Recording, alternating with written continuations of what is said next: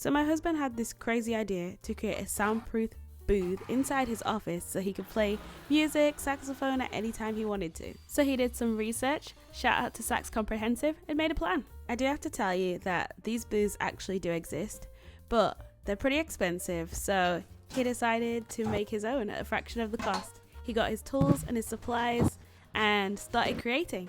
And of course, I had to help out just a little bit. So anyway, back to the project. The first thing we needed to do was create a frame. The aim was to create a base with 4 walls that also had a door on the front that could open and a roof that we could lift off and on. The actual structure was made from timber and it was stuffed inside with this substance called rock wool, which is pretty dangerous and needed us to wear protective gear. Once the base and the walls were done, it needed us to seal and construct. I was mostly just holding things, I'll be honest.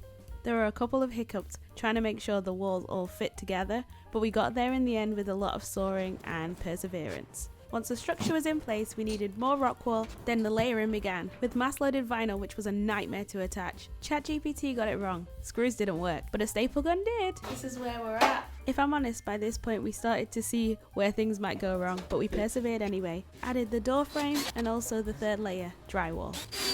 Moment of truth, does the door fit? Well, in the video it does, but it definitely didn't. We had to make modifications to the door to make sure the hinges didn't protrude and it didn't create extra gaps in the booth. Took ages, but once that was done, we just needed to seal the gaps, decorate the interior, and test. Sound test number 1. I'm gonna play a sound inside the booth, maximum loudness, using a speaker so I can get maximum loudness. Then move to different sides of the room and see how much reduction we get.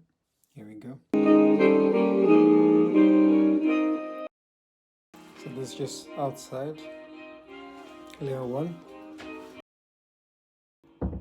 door number 1. Then we're gonna go to the room closest to the neighbors.